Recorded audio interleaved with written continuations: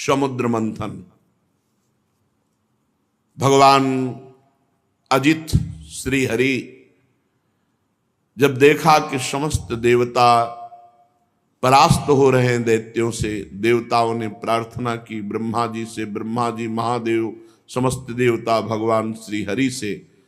तब श्री हरि ने कहा, इस समय गुरु शुक्राचार्य के प्रताप से दैत्य बलवान हैं, उनको देवता जीत नहीं सकते, इसलिए पहले समुद्र मंथन हो, उसमें अमृत निकले और देवता पान करें, फिर विजय को प्राप्त होंगे। तो देवता लोग पहले दैत्यों के पास जाएं। राजनीति कहती है कि उनसे वो सन्निधि करें, संधि करें, उनके समीप जाएं, उनसे मित्रता करें, दैन्य होकर के अपना काम बना ले। देवता लोग निहत्थे होकर, ग्रीवा झुकाकर दैत्यों के पास गए। पहले तो सेनापतियों ने बंदी बनाना चाहा, पर धर्म के रहस्य को जानने वाले महाराज बलि ने मना कर दिया और कहा, देखो ये संधि का अवसर है, ये देखो अस्त्र शस्त्र लेके नहीं आए। पूरी बात रखी गई समुद्र मंथन की। दैत्यों ने इशारे में कहा कि हां कह दो, क्योंकि इनको एक बूंद अमृत नहीं मिलेगा, हम सब छीन के पी जाएंगे। हां कह दिया गया। अब मथानी कौन बने? तो मंदराचल को 10,000 योजन स्वर्ण, तांबा और लोहा, 3 धातुओं से बना हुआ, 10,000 योजन ऊंचा। सब देवता दैत्य बड़ी ताकत लगा करके उखाड़े, वो फिसल गया। बहुत से दैत्य देवता अंग भंग और मृत्यु को प्राप्त हुए। देवताओं ने भगवान का स्मरण किया। गरुड़ पर सवार होकर अजित भगवान उपस्थित हुए। मंदराचल को एक हाथ से उठा के गरुड़ पे रखा, अमृत दृष्टि से समस्त देवता और दैत्यों को पुष्ट किया। अब समुद्र में मंदराचल विराजमान किया गया। बहुत सी औषधि लता जो भगवान ने कही सब उसमें डाली गई। देवता और असुरों ने नागराज वासुकी को रिझा लिया और उनको वचन दिया कि समुद्र मंथन में प्राप्त होने वाले अमृत में तुम्हारा हिस्सा होगा, आप रस्सी बन जाएं। मथानी बना मंदराचल, रस्सी बने वासुकी नाग। वासुकी नाग को नेति के समान मंदराचल में लपेट दिया गया। समुद्र मंथन आरंभ हुआ। अजित भगवान ने देवताओं को इशारा किया, मुख की ओर लग जाओ। देवताओं में खास बात है, भगवान की आज्ञा का उल्लंघन ने क्यों नहीं पूछा, लग गए। जब दैत्य सेनापतियों ने देखा तो उन्होंने कहा, देवता कोई श्रेष्ठ है, हम लगेंगे मुख की तरफ। सांप के पूंछ का भाग जो है ये निकृष्ट माना जाता है, हम इसे नहीं पकड़ेंगे। भगवान ने देवताओं को इशारा किया, आ जाओ पूंछ की तरफ, क्योंकि जब नेति बन करके मंदराचल घुमाया जाएगा, भारी विष की ज्वाला वासुकी नाग के मुख से निकलेगी। तो देवताओं को बचाने के लिए भगवान ने पहले ऐसा किया था। देवताओं ने पूंछ पकड़ ली और दैत्य मुख की ओर हो गए। बड़े बड़े असुरों के भुजाओं और देवताओं की दैवी शक्ति से युक्त होकर मंदराचल जीव ही घुमाया जाने लगा, त्यों ही समुद्र में डूबने लगा। अब तो सब देवता दैत्य निराश होने लगे, मन टूट गया, उदासी छा गई। भगवान ने तुरंत कच्छप रूप धारण किया। भगवान का एक कच्छप अवतार है, विशाल काय भगवान की पीठ। समुद्र में प्रवेश करके मंदराचल के नीचे जाकर कच्छप भगवान अपनी पीठ में मंदराचल ले लिया। भगवान की शक्ति अनंत है, वे सत्य संकल्प हैं, उनके लिए कौन सी बड़ी बात है। देवता और असुरों ने देखा कि मंदराचल ऊपर उठने लगा, तब फिर से उत्साहित होकर समुद्र मंथन किया। भगवान कच्छप की पीठ का विस्तार कितना था? 1,00,000 योजन, क्योंकि 10,000 योजन चौड़ा और लंबा तो मंदराचल है। 1,00,000 योजन भगवान कच्छप की पीठ, 1,00,000 योजन तक फैली हुई अपनी पीठ पर मंदराचल घूम रहा है। तो भगवान को ऐसा सुख हो रहा है जैसे कोई पीठ खुजला रहा हो। बड़े बड़े देवताओं में दैवी शक्ति और असुरों में आसुरी शक्ति भगवान ने प्रवेश की। फिर मंदराचल को घुमाया जाने लगा। भगवान की पीठ में मानो खुजली हो रही हो, ऐसे मंदराचल लगता है। समुद्र मंथन भगवान के बल से हुआ। देवताओं में दैवी शक्ति, असुरों में आसुरी शक्ति, वासुकी नाग में निद्रा, नीचे कच्छप रूप से, ऊपर 1000 सहस्त्रबाहु रूप से ऊपर भी दबाए हुए हैं। ये देवता नहीं जान रहे। पर्वत के ऊपर 1000 भुजाएं धारण करके ऊपर से भगवान उसे आकाश में ब्रह्मा शंकर इंद्र आदि भगवान के ऊपर पुष्पों की वर्षा कर रहे हैं। इस प्रकार भगवान पर्वत के ऊपर सहस्त्राबाहु रूप से 1000 भुजाएं धारण करके नीचे को दबा रहे हैं, नीचे कच्छप रूप से ऊपर को उठा रहे हैं। देवताओं में दैवी शक्ति, असुरों में आसुरी शक्ति, पर्वत में दृढ़ता, वासुकी में निद्रा, स्वयं भगवान के द्वारा ही समुद्र मंथन हो रहा है। अब तो भगवत बल से उन्मत्त होकर मंदराचल को बड़े वेग से घुमाया गया, समुद्र मंथन शुरू हुआ। उस समय समुद्र और उसमें रहने वाले मगर, मछली आदि जीव क्षुब्ध हो गए। नागराज वासुकी के हजारों कठोर नेत्र मुखों से, श्वासों से विष की ज्वाला निकलने लगी। उससे पौलोम काल के बलि, इलवल आदि असुर निस्तेज हो गए, जलने लगे। ऐसे जान पड़ते थे मानो दावानल से झुलसे हुए साखू के पेड़ खड़े हों। देवताओं में भी ताप आया।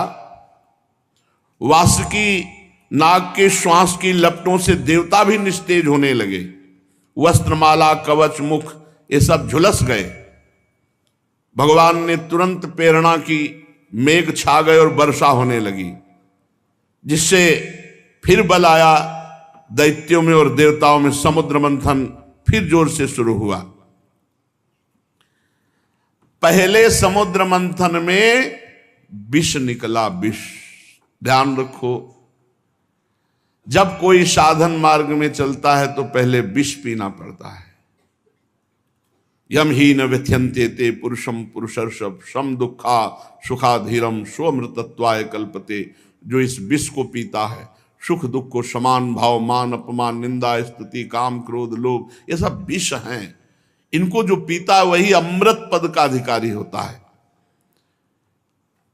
भगवान मेघ के समान सांवले शरीर पर सुनहला पीतांबर, कानों में बिजली जैसे चमकते हुए कुंडल, सिर पर मुकुट, घुंघराले बाल, नेत्र लाल लाल रेखाओं से युक्त, गले में बनमाला सुशोभित, संपूर्ण जगत को अभय दान करने वाले विश्व विजयी भगवान अजित ने अपने भुजदंडों से वासुकी नाग को पकड़कर जे ही मंदराचल की रफ्तार बढ़ाई, ते भी खलबली मच गई। मछली, मगर, सांप, कछुए भयभीत होकर ऊपर आ गए। तिमिंगल आदि मत्स्य, समुद्री हाथी, गिराह व्याकुल हो गए। जे ही ऐसा मंथन हुआ कि सबसे पहले ऊपर हलाहल नामक अत्यंत उग्र विष निकला। अब वो समुद्र मंथन से निकला हुआ विष 10 दिशाओं में फैलने लगा। इससे सारी प्रजा मर जाएगी, सब प्रकृति भस्म हो जाएगी, ऐसा ये विष है। भगवान अजित ने कहा, भगवान शंकर की शरण में चलो।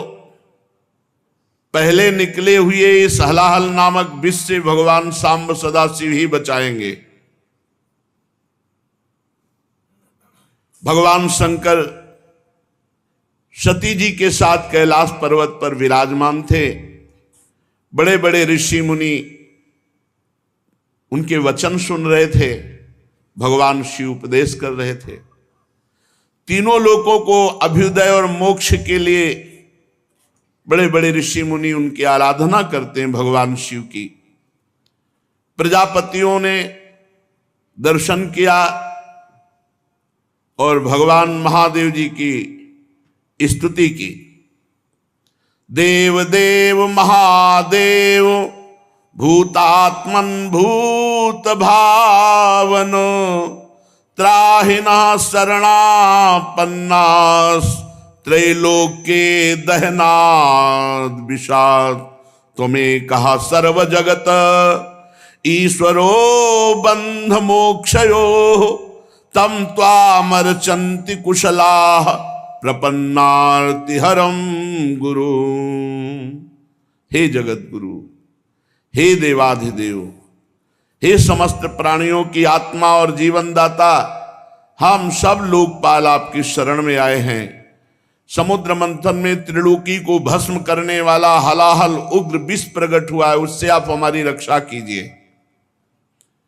सारे जगत को बांधने और मोक्ष मुक्त करने में एकमात्र आप समर्थ ईश्वर हैं।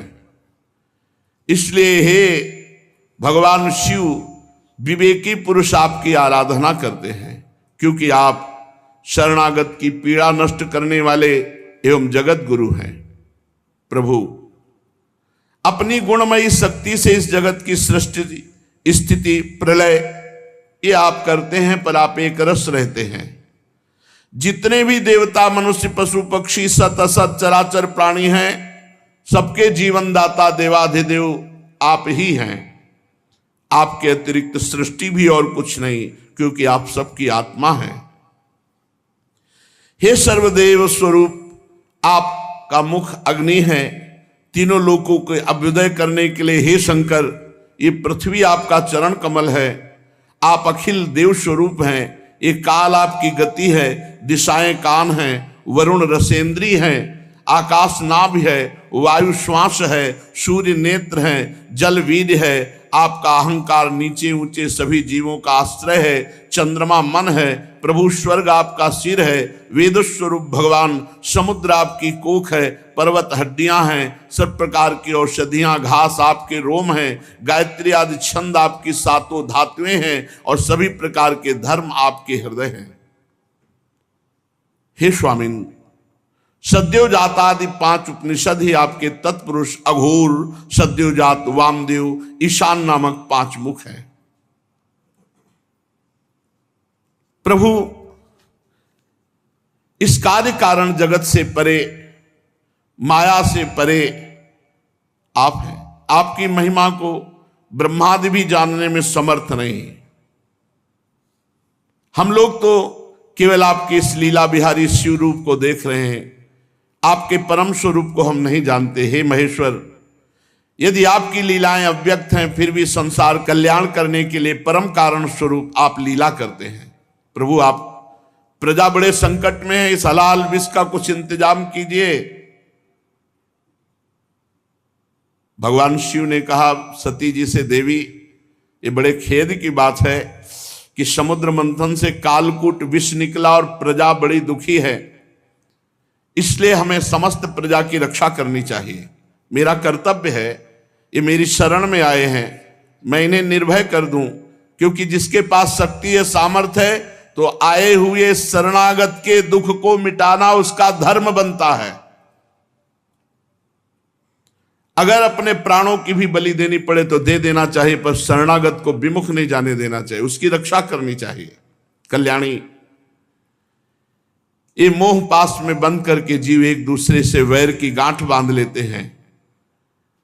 ऐसे अज्ञानियों पर जो कृपा करके उन्हें भगवत मार्ग में लगाता है, उनकी रक्षा करता है, उस पर भगवान श्री कृष्ण बहुत प्रसन्न होते हैं।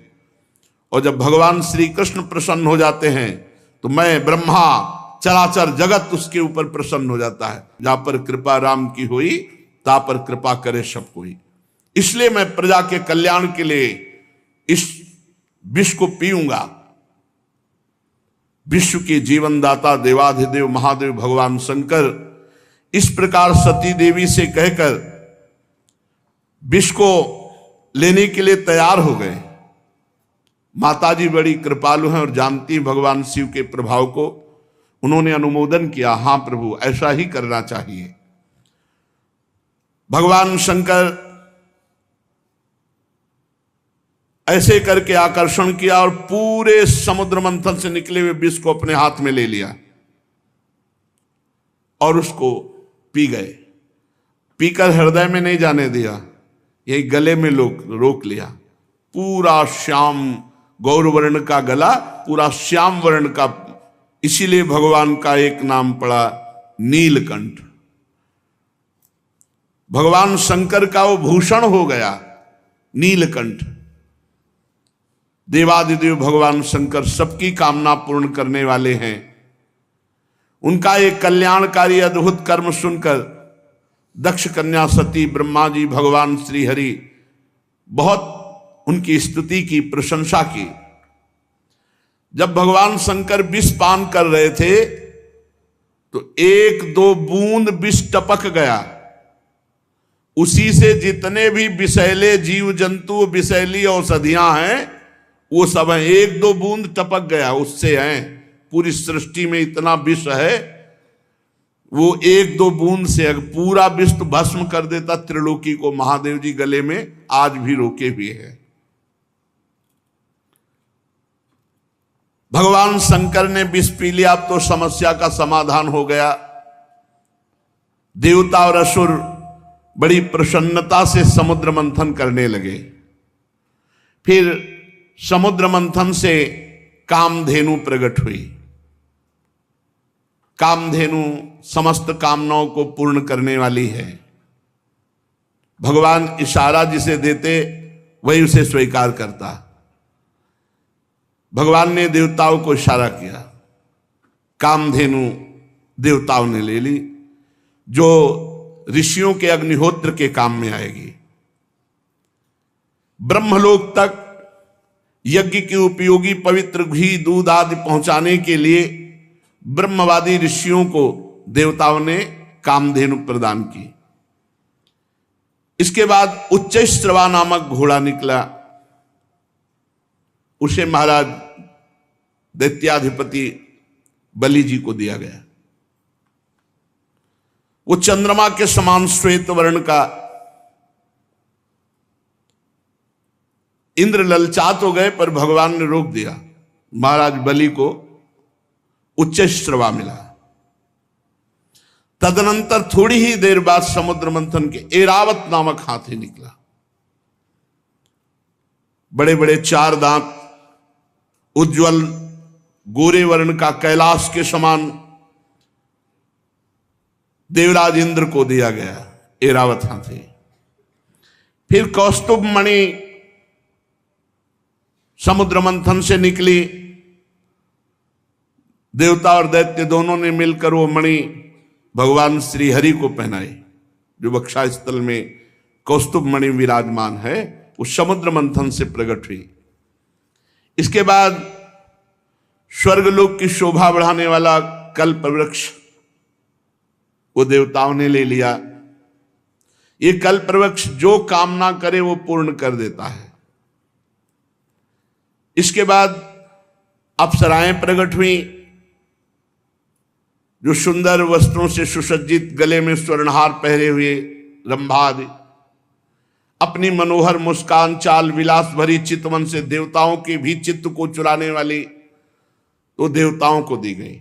अप्सराएं देवताओं को दी गई। कल्पवृक्ष देवलोक में। इसके बाद शोभा की मूर्ति स्वयं भगवती लक्ष्मी देवी प्रकट हुई समुद्र से। ये भगवान की नित्य शक्ति है। जे ही वे प्रकट हुई तो बिजली किसी कांति छा गई, 10 दिशाएं चकाचौंध हो गई। ऐसा सौंदर्य, ऐसा उदार स्वरूप, ऐसा रूप रंग कोई भी नहीं था जो ये ना चाहता हो कि लक्ष्मी जी हमें मिले। आज भी सभी चाहते हैं लक्ष्मी जी हमें मिले। देवता, असुर, मनुष्य, कोई भी ऐसा नहीं था जिसके हृदय में ये चाह ना आ गई हो कि लक्ष्मी जी हमें मिले। तत्काल इंद्र अपने हाथों से उनके बैठने के लिए विचित्र सिंहासन ले आए। श्रेष्ठ नदियों ने मूर्तिमान होकर के अभिषेक के लिए सोने के घड़ों में भर भर कर पवित्र जल ला दिया। पृथ्वी ने अभिषेक के योग्य सब औषधियां दी। गौओं ने पंचगव्य और बसंत ऋतु ने चैत्र वैशाख में होने वाले सब फूल फल उपस्थित कर दिए। इन सामग्रियों से ऋषियों ने विधि पूर्वक लक्ष्मी जी का अभिषेक किया। गंधर्व गान कर रहे हैं, अप्सराएं नृत्य कर रही हैं, बादल सदैव होकर मृदंग डमरू ढोल नगारे नरसिंगे शंख वेणु वीणा ये जोर जोर से वाद्य बजा रहे हैं। भगवती लक्ष्मी देवी का अभिषेक हुआ और सुंदर पोशाक धारण किए हुए सिंहासन पर विराजमान हैं। दिग्गज कलशों से उनका स्नान करा रहे हैं। वेद में ब्राह्मण वेद मंत्र पढ़ रहे हैं। समुद्र ने पीले रेशमी वस्त्र उनको पहनने के लिए दिया। वरुण ने वैजंती माला समर्पित की। प्रजापति विश्वकर्मा ने भांति भांति के गहने दिए। सरस्वती जी ने मोतियों का हार, ब्रह्मा जी ने कमल, नाग ने 2 कुंडल अर्पित किए। इसके बाद लक्ष्मी जी कमलों की माला लेकर किसके गले में डालें चली। लक्ष्मी जी के मुख की ओर देखकर जब वो मंद मंद मुस्कुराती हुई चल रही थी, उनकी पायजेब बज रही थी, कोई ऐसा नहीं था जो ललचा न गया हो लक्ष्मी जी हमें मिले। पर वो चाहती थी जो हमें चाहे ना उसको हम वर्ण करें। निर्दोष हो जिसके हृदय में चाह न हो, उत्तम गुणों से नित्य युक्त हो, उसे मैं अपना आश्रय बनाऊंगी। लक्ष्मी जी ने देखा गंधर्व यक्ष असुर सिद्ध चारण देवता सब चाह कर रहे हैं। किसी को शर्त है, जो चाह न करता हो, निर्दोष हो, अविनाशी हो, नित्य हो, ये सब भगवान में है। वे मन ही मन तपस्वियों की तरफ देखकर कहा, इन्होंने क्रोध पर विजय नहीं प्राप्त किया। ज्ञान तो है परंतु अनासक्त नहीं है। कोई महत्वशाली है परंतु वो काम को नहीं जीत सका। किसी में ऐश्वर्य बहुत है पर वो ऐश्वर्य किस काम का जब दूसरों का आश्रय लेना पड़े। किसी में धर्माचरण है तो प्राणियों के प्रति प्रेम का पूरा वर्ताव नहीं। त्याग है पर केवल त्याग से ही थोड़ी मोक्ष हो जाएगा, तत्वबोध होना चाहिए। किन्हीं किन्हीं में वीरता है पर वो भी काल के पंजे के बाहर नहीं है। कुछ महात्मा ऐसे हैं जो विषयासक्त नहीं है परंतु अद्वैत समाधि में तल्लीन है। किसी किसी ऋषि की आयु बहुत लंबी है परंतु उनका सील मंगल मेरे योग्य नहीं। किसी का सील मंगल है तो आयु का ठिकाना नहीं। लक्ष्मी जी ने सबको देखा पर कहीं भी चित्त नहीं टिका। जब भगवान के ऊपर दृष्टि गई तो उन्होंने कहा, मुझे चाहते नहीं, ये हमें पसंद आए पर ये हमें नहीं चाहते। पर सोच विचार करके भगवान के ही गले में जयमाला डाल दी, अजित भगवान के, क्योंकि समस्त सद्गुण नित्य निवास करते श्री भगवान में। लक्ष्मी जी के एकमात्र आश्रय भगवान श्री हरि है। इसी से उन्होंने भगवान श्री हरि का वर्ण किया। लक्ष्मी जी ने भगवान के गले में नवीन कमलों की सुंदर माला पहना दी, जिसके चारों ओर झुंड के झुंड मतवाले मधुकर गुंजार कर रहे थे। इसके बाद लज्जापूर्ण भाव से देखा और सूक्ष्म रूप धारण करके भगवान के वक्षा स्थल में विराजमान हो गई, श्री लांछन चिन्ह के रूप में। जगत पिता भगवान ने जगत जननी समस्त संपत्तियों के अधिष्ठात्र देवता श्री लक्ष्मी जी को अपने वक्षा स्थल पर निवास दिया, हृदय में। उसी समय शंख तुरही मृदंग बाजे बजने लगे, गंधर्व गाने लगे, अप्सराएं नृत्य करने लगी। ब्रह्मा रुद्र अंगिरा आदि प्रजापति पुष्प वर्षा करते हुए भगवान के दिव्य मंत्रों द्वारा स्तुति की। देवता प्रजापति प्रजा सभी की तरफ लक्ष्मी जी ने कृपा दृष्टि से देखा तो सब निहाल हो गए, सब आनंदित, सब सुखी हो गए। पर लक्ष्मी जी ने दैत्य और दानवों की उपेक्षा कर दी, तब वो बहुत उत्साहहीन हो गए और लोभी हो गए। भगवान ने समुद्र मंथन करवाया तो अब निकली बहुत ही सुंदर वारुणी देवी। भगवान ने इशारा किया देवताओं को, तो दैत्य एकदम लुभायमान हो गए सुंदर रूप देख के। तो वारुणी देवी दैत्यों के, ये शराब मदिरा ये राक्षसों के लिए है, इसलिए मना किया जाता है। तदनंतर देवता और असुरों ने अमृत की इच्छा से समुद्र मंथन किया, तो चंद्रमा प्रकट हुए देवताओं में से, चंद्रमा में। फिर समुद्र मंथन हुआ, सारंग धनुष प्रकट हुआ। फिर समुद्र मंथन हुआ, पांचजन्य शंख। तो सारंग धनुष, पांचजन्य शंख ये श्री हरि ने स्वीकार किया। अब जब समुद्र मंथन अमृत के लिए हुआ तो अजान बाहु, लंबी लंबी भुजाएं जिनकी, गला शंख के समान उतार चढ़ाव वाला, आंखों में लालिमा, शरीर का रंग बड़ा सुंदर श्यामला, गले में माला और सब प्रकार आभूषणों से सुसज्जित, चौड़ी छाती, ऐसे भगवान प्रकट हुए धन्वंतरी जी। भगवान का एक अवतार धन्वंतरी अवतार है, और उनके हाथों में कंगन और भरा हुआ अमृत का कलश, ये 14 रत्न निकले। कालकूट, कामधेनु, इरावत हाथी, उच्च श्रवा घोड़ा, कौस्तुभमणि, कल्पवृक्ष, रंभादि अप्सरा, महालक्ष्मी, वारुणी, मदिरा, चंद्रमा, सारंग धनुष, पांचजन्य शंख, धन्वंतरी और अमृत, ये समुद्र मंथन से 14 रत्न प्रकट हुए। आयुर्वेद के प्रवर्तक यज्ञ भोक्ता भगवान धन्वंतरी, दैत्यों ने देखा कि उनके हाथ में अमृत कलश, आप तो किसी के आदेश की कोई परवाह नहीं, कूद पड़े और जबरदस्ती धन्वंतरी जी के हाथ से अमृत का कलश छीन लिया और भाग पड़े। ये अच्छा रहा कि पिया नहीं, भाग पड़े लेके कि सब एकांत में चलकर दैत्य लोग पिएंगे। देवता सब खिन्न हो गए कि प्रभु, खास बात जिसके लिए समुद्र मंथन हुआ वो तो दैत्य सब ले गए। भगवान ने इशारा किया, तुम चिंता मत करो, एक बूंद नहीं पीने पाएंगे, अभी हम जाते पूरा कलश अपने हाथ दे देंगे। भगवान ने अमृत लोलुप दैत्यों के बीच, वहां भागना थोड़ी है, वो तो भाग के एकांत में पहुंचे, वहीं भगवान बीच में प्रकट हो गए।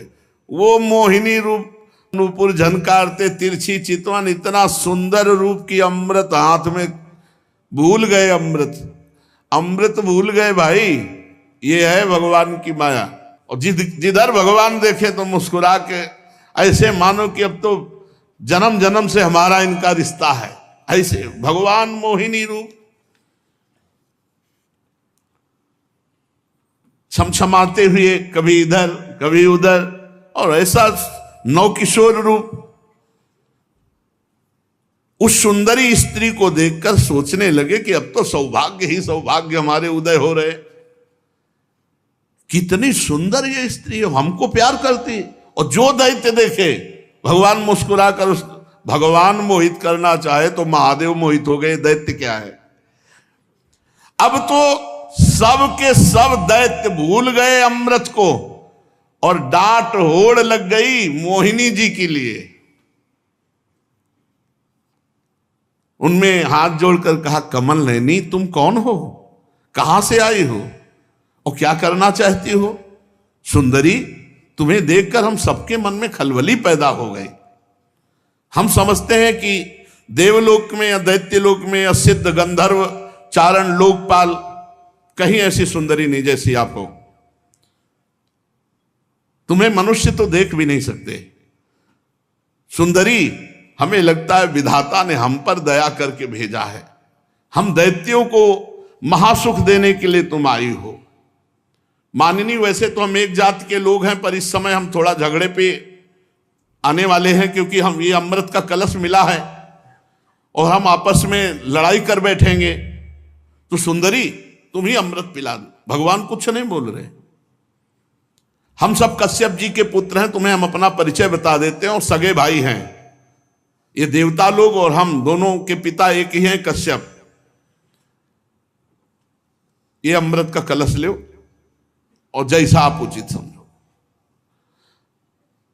असुरों ने जब इस प्रकार प्रार्थना की तो भगवान और जो स्त्री लुभावना चाल होती, चाल, मुस्कुराहट और चितवन से कटाक्ष करते हुए कहा, आप लोग महर्षि कश्यप के पुत्र हैं, पहले साफ बता दिया। हाँ कि हमारे ऊपर दोष मत लगा, हम पहले बता रहे। आप लोग अमृत के बांटने का न्याय भार हमारे ऊपर डाल रहे हैं। अरे विवेकी पुरुष उल्टा स्वेच्छाचारिणी स्त्रियों पर कभी विश्वास नहीं करते तुम्हें। और भगवान ये कहते हुए और मुस्कुरा रहे हैं, उनको लग रहा है कि मजाक कर रहे हैं। और भगवान सत्य बोलते, त्रिकाल सत्य, कि ये रूप हमने धारण ही इसीलिए किया है, मैं किसी की नहीं हूं, ना आज तक हमको कोई पकड़ पाया और ना कोई पकड़ पाएगा मोहिनी रूप में। भगवान और हंसकर तिरछी कटाक्ष मार करके कैसा भगवान स्पष्ट वर्णन कर रहे हैं कि फसला मत हमारे पे। परीक्षित जी मोहिनी जी की ये बात सुनकर दैत्यों के मन में आया कि मजाक कर रही है हमसे। उन्होंने हंस करके कहा कि देखो तुम कोई भी हो, ये ले अमृत कलश। कलश लिया और तिरछी मुस्कान से भगवान ने मुस्कुराते हुए मीठी वाणी में कहा, देखो यदि इतना विश्वास करते हो तो मैं उचित करूं या अनुचित बीच में टोकना नहीं। स्वीकार है? और मुस्कुरा दिया, बोले स्वीकार है। बस बोले अमृत बांट दे ले दो, फिर देख पाओगे कि क्या स्वीकार किया है। बड़े बड़े दैत्य कुछ जहां शंका में होते कि यार पूरा अमृत उसके हाथ में दे दिया, तो मोहिनी जी उधर ही देखती, तो फिर वैसे मंत्रमुग्ध होके रह जाता, मंत्रमुग्ध होके दैत्य रह जा। अरे महाराज भगवान हैं, भगवान, उनकी माया ऐसी प्रबल है, देख लो। लोक लोकांतर फिर वो स्वयं मोहिनी रूप धारण किए। दैत्यों बड़ी बारीकी से मेरी बात समझो, मैं उचित करूं या अनुचित बीच में टोकोगे नहीं। अगर टोकना तो ले अपना अमृत कलश। नहीं नहीं नहीं, और मुस्कुराते जा रहे हैं। मुस्कुराहट भगवान की माया का प्रादुर्भाव हुआ है मुस्कुराहट से। सब दैत्यों ने कह दिया स्वीकार है। भगवान ने कहा हम भी स्वीकृत हैं, माफ की हैं। इसका कारण दैत्य मोहिनी स्वरूप के मूल को नहीं समझ पा रहे हैं, और देवता जान रहे इसलिए मोहित नहीं हो रहे। एक भी देवता मोहित नहीं हुआ मोहिनी रूप में, क्योंकि जान रहे हमारे भगवान है। तो देखो अमृत ऐसे नहीं मिलता। सब लोग पहले नहा के आओ, स्नान करो और पूजन करो, स्वस्थ वाचन कराओ, तब अमृत मिलेगा। सब नए नए कपड़ा पहन करके और कुशासन पर बैठो, और सबका हिस्सा पूर्व की तरफ कुश का हो। अब देवता दैत्य फटाफट स्नान करके, भगवान ने इशारा किया देवताओं को कि नहाओ कम, जल्दी नए कपड़ा पहन के बैठ जाओ आके। और दैत्यों से कहा पूरा स्नान सब। और भगवान नूपुर की झनकार करते हुए देवताओं की तरफ नहीं, दैत्यों की तरफ, किसी के भी ज्ञान का स्फुरण न होने पावे, सबको मंत्र मुग्ध किए। मोहिनी जी ने मुस्कान भरी चितवन से सब दैत्यों की तरफ कलश लेके निकली, बूंद नहीं पिलाया। आ रही हैं अभी। अब दैत्य तो इतना खुश हैं कि मोहिनी जी मिल गई। ये सुधरते हैं तो प्रियाजू के सामने ही सुधरते कर जो पीक दाली लिए खड़े याद, जो निकुंज बड़े सीधे, नहीं तो बड़े टेढ़े महाराज। ये बहुत टेढ़े हैं इनको। अब ये अगर सीधे कहीं मिलते हैं ना तो प्रियाजू के सामने, यहाँ वृंदावन में भोले भाले एकदम सीधे, एकदम महाराज जगत पिता भगवान हैं और वो मोहित कर रहे हैं।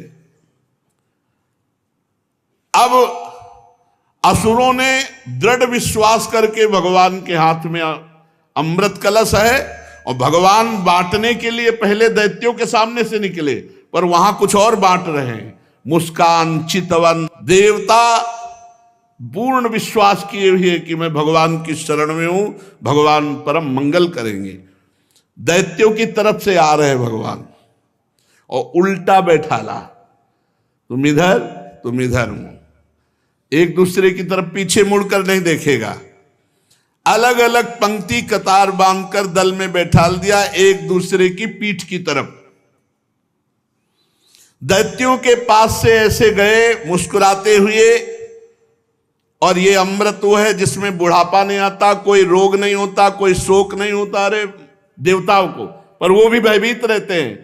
और भगवान नाम रूपी जो अमृत पी ले तो भवरोग से मुक्त होकर देवलोक भी, जो जहां छोटा पड़ जाए, ऐसा आनंद देवलोक में क्या आनंद है। वहां तो पुण्य क्षीणे मृत्यु लोके विसंति भगवत धाम नामामृत राधा नाम सुधारसम। इसलिए लुभायमान मत होना इस अमृत से कि बुढ़ापा ना आएगा। यानी मरने के लिए देवता भी तैयार हैं, मरना पड़ेगा उनको भी, क्योंकि जब प्रलय होती तो ब्रह्मलोक तक समिट जाता है। परीक्षित असुर उमंग तो रहे थे, तो समझा कि जैसे हमारे आगे से कलश लेके निकल गई, ऐसे देवताओं के आगे से निकल के फिर शुरू हमारी तरफ से करेंगे। और पीठ की तरफ थे देवता, और वो इस पर विश्वास कर रहे थे कि मोहिनी तो हमसे सबसे ज्यादा प्यार करती है। भगवान ऐसा दर्शन कराए, और विश्वास करके चुपचाप बैठे रहे। मोहिनी जी में इतना प्रेम था दैत्यों का कि किसी की हिम्मत नहीं हुई कि टोक दे। भगवान ने देवताओं को इशारा किया, बिल्कुल लाइनबद्ध सब। एक दो तो हल्के से देखने की कोशिश पर भगवान मुस्कुरा के तिरछी दृष्टि भगवान की दैत्यों की तरफ, फिर वो शांत हो गए कि यार नाराज ना हो जाए मोहिनी जी। अब मोहिनी जी सबको अपने नेत्रों की दृष्टि में बांधे हुए और देवताओं को अमृत पिलाते चले जा रहे हैं। राहु ने देखा कि कुछ गड़बड़ है, कलश तो आधा से ज्यादा खाली हो गया और अभी पंक्ति देवताओं की चले, हमें लगता है दैत्यों को बूंद नहीं मिलेगा। तत्काल चंद्रमा और सूर्य के बीच में, वो तो पीठे घुमानी थी, तत्काल घुमाया और अमृत बटी रहा। और भगवान बांटने की तरफ नहीं देख रहे थे, दैत्यों की तरफ देख रहे थे। चंद्रमा और सूर्य ने कहा प्रभु राक्षस है, दैत्य है। भगवान ने तुरंत सुदर्शन चक्र के द्वारा, तो केवल ऊपर का अमृत केवल गले तक पहुंच पाया था। आज भी चंद्र ग्रहण और सूर्य ग्रहण उसी से पड़ता है। भगवान ने सुदर्शन चक्र से उसका सिर काट दिया। अमृत का संसर्ग गले से होने से आज भी वो अमर है राहु, परंतु उसका जो धड़ है वो नीचे गिर गया। राहु पर्व के दिन पूर्णिमा और अमावस्या को बैर भाव से बदला लेने के लिए चंद्रमा और सूर्य पर आक्रमण किया करता है। भगवान ने लंबी चाल बढ़ाई, पूरे देवताओं को अमृत पिला दिया और फेंका कलश, जहां एक बूंद भी नहीं। अब समस्त दैत्यों के सामने मोहिनी रूप, अरे खत्म मोहिनी रूप देखा, अरे बोले तो हरि ठग लिया, सब अमृत पिला दिया देवताओं को। अब तो सब के सब असुरगण अमृत से वंचित और भारी क्रोध धारण करके भगवान के प्रति की इसने छल कर दिया। दानों और दैत्यों ने बड़ी मेहनत की थी, फिर भी उन्हें भगवान से विमुख और आसुरी प्रवृत्ति होने के कारण अमृत पीने को नहीं दिया गया कि बिना अमृत पिए तो ऐसा विनाशकारी खेल खेलते हैं, अगर अमृत पी लिए तो फिर तो बहुत ही आतंक मचा देंगे। भगवान ने समुद्र को मथकर अमृत निकाला और अपने शरणागत देवताओं को पिलाया, और फिर देखते देखते गरुड़ पर सवार हुए, जय श्री राधे, चले गए। जब दैत्यों ने देखा कि मेहनत तो हमने भी की, सफलता शत्रुओं को मिली, तब उन्होंने बड़े बड़े अस्त्र शस्त्रों से देवताओं पर आक्रमण कर दिया। अत्यंत भयंकर संग्राम हुआ। देवता और दैत्यों की घमासान लड़ाई, इसी को देवासुर संग्राम कहते हैं। दोनों ही एक दूसरे के प्रबल शत्रु, विविध प्रकार के वाहनों से, विविध प्रकार के अस्त्रों से बहुत समय तक उनका युद्ध होता रहा, लेकिन अब वो जीत नहीं सकते क्योंकि देवता अमृत प्रिय हैं, इनको मरना नहीं है और उनको मरना पड़ेगा। जिसके साथ भगवान है विजय श्री उसी की होती है। देवराज इंद्र ने विजय प्राप्त की। भगवान का जो आश्रय लेते हैं, संजय जी से धृतराष्ट्र जी ने पूछा कि संजय वैसे तुम्हारे विचार से 7 अक्षौणी सेना पांडवों के पास और 11 अक्षौणी हमारे पास है, तो विजय तो वैसे सिद्ध हमारी ही होती है क्योंकि भीष्मादि महारथी। तुम्हारा विचार क्या कहता है? तो उनका यत्र योगेश्वरा कृष्णो यत्र पार्थो धनुर्धरा तत्र श्री विजयो भूतिर्धुवा नीतिर्मतिर्मम। जहां भगवान श्री कृष्ण है और जहां भगवान के शरणागत अर्जुन है वहीं विजय होगी। यद्यपि देवता बड़े बलशाली, पर अमृत पीने के बाद तो और बलशाली, और शुक्राचार्य जी संजीवनी के प्रभाव से दैत्यों को जिला देने वाले, पर भगवान का बल अमोघ है जो देवताओं के पक्ष में, इसलिए देवासुर संग्राम में देवताओं की विजय हुई। जो ये समुद्र मंथन लीला भगवान की कृपा से देवताओं की विजय लीला सुनता है उसके पाप नष्ट हो जाते हैं, भगवान के चरणों में भक्ति होती है और भगवान का कृपा बल उसको प्राप्त होता है। शेष चर्चा आगे। श्री राधा वल्लभ लाल की जय।